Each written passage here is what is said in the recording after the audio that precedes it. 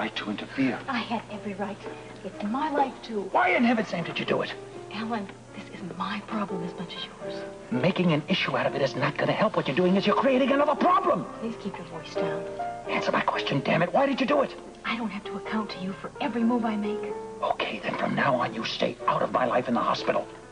If you can see Dr. Katz, why can't I? It's my business. It's my problem. Stay out of it. I was trying to help. You're driving me crazy by trying to help me.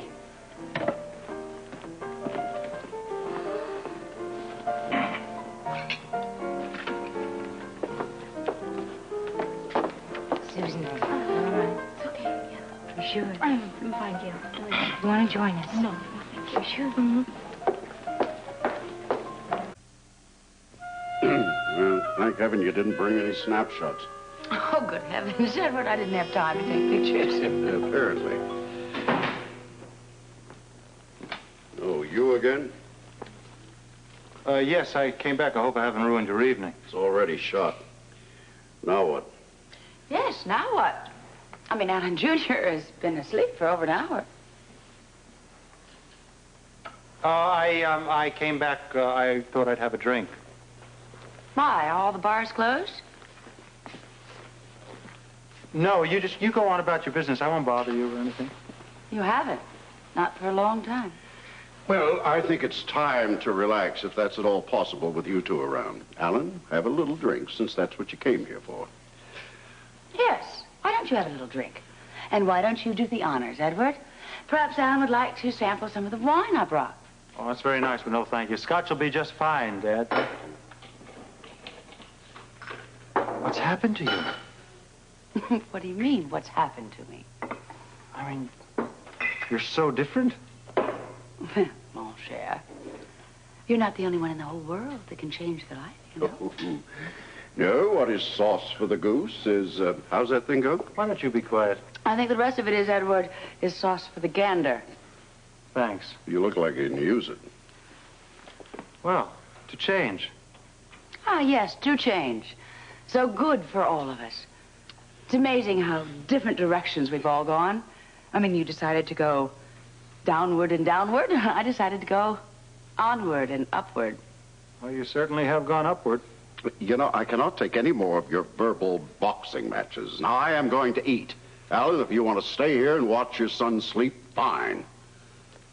You want to eat, Monica? Ready when you are. You have eaten, haven't you? Oh, Alan, I would have invited you. I mean, I was hesitant because I didn't want to disrupt anything that was going on over at the cottage. Well, you couldn't do that if you tried, Monica. However, I am hungry, so I think I'll stay. Good. Could be your last meal here. Yes, Mrs. Moss has called, and she says she has a very interested buyer. You know, this place could be sold as early as next week. I do wish you two would stop this talking about going and coming, buying and selling. I am going to eat.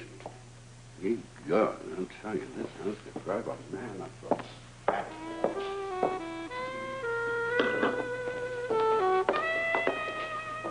Yes, good. Oh, Arthur, thank you very much for seeing Susan, our regular gynecologist. He's out of town. Oh, no problem. Hi, Steve. Hello, Jessie. Monica, you look wonderful. Well, do you like it? Like it? That's one of the most sensational outfits I've ever seen. You didn't get that in Port Charles. No, I didn't. No, she didn't. She found herself a new little shopping mall. It's called Paris. Not really, Jessie.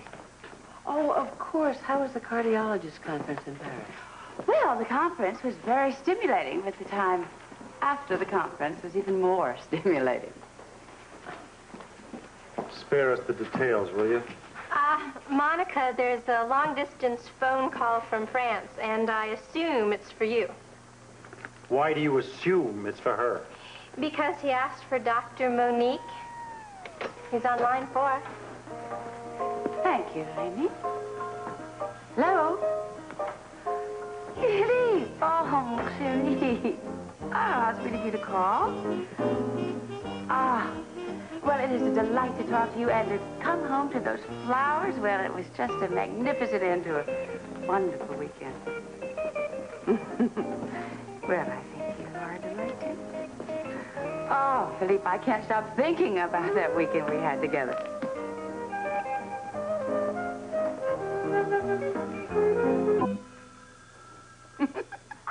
Oh, Philippe. Oh, you do say the sweetest things. All right. Until next time. Au revoir. Couldn't help but overhear your conversation. Sure you could have. All you had to do was move. I didn't move. I'm telling you, Monica, don't be fooled. Fooled? By whom? You? Not by me, by that European gigolo. His name is Philippe. Whatever his name is, Monica, I'm just got to warn you that all of that smooth talk and the elegant manners and the phone calls and the flowers, I mean, the man's only after one thing. I mean, he's after your money, Monica. Well, not that it's any of your business. But, Alan, my dear, my friend Philippe happens to be a lot richer than you are. He's richer than the quartermaid? By a long shot. Since when did money become a laughing matter to you? I'm sorry, I can't help it. Well, maybe you would find the story amusing yourself. Well, go ahead and try me. Well, it seems that Philippe's ex-wife has warned him to be wary of me. Of you? Why? Because she's convinced that I'm an American gigolette. Au revoir. Dr. Robert Troutman, OR staff. Dr. Ellen. Robert Troutman, Hey. OR staff. Is that Monica walking down the hall? That's the most ridiculous question I ever heard in my life. Of course it's Monica. You've known her for years. Well, yes, I have, but she looks pretty different. It's Monica, all right? Oh, what'd she do, spend Fort Knox on her wardrobe? Am I my wife's keeper? No, but you must have noticed the difference. She looks a little overdressed for the hospital, don't you think? Don't you have an appointment with Dr. Bradshaw now? Yeah. Yeah, right now. Why don't you go? Alan?